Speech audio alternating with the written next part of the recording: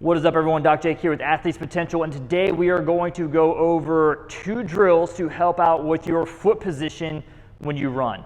Now, foot positioning is key to having an efficient running stride, to reducing your risk of injury, to increasing your performance. That ground contact that you make with your foot is really important. We need to make sure that we're in an efficient pattern or efficient position when our foot does strike the ground.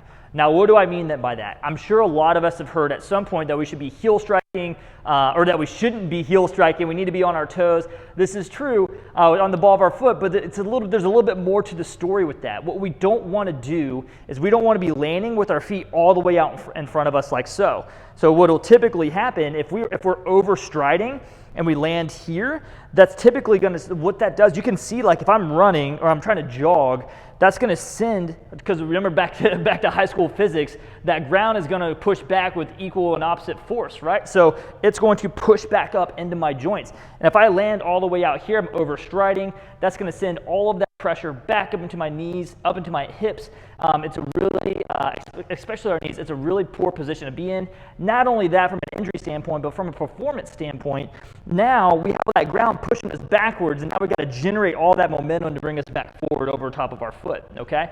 So instead of landing out in front of us on our heel here, what we need to be doing is we need to be landing over top of our foot here, right? So we want to make sure that by the time our foot lands, our center of gravity, so my hips, are over top of our base of support or my foot, okay? Or as close to as we can be.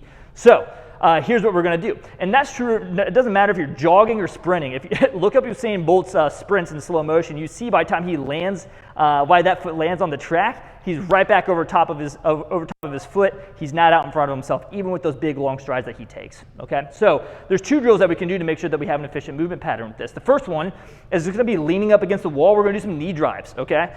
So this is really good. This is a really good feedback drill for you to do. When you're here, essentially what you're going to do is you're going to pull up, and when you pull in this position, you should be able to bring your heel in and tap your heel, and you kind of hit the inside of your knee, okay? If I pull up and I'm here, well, now I'm quad dominant in my running position. You're probably going to have some hip pain, okay? Versus if I pull here, well, now I'm too hamstring dominant. I'm not getting very good. I'm not having a ton of support for my quads or my hips.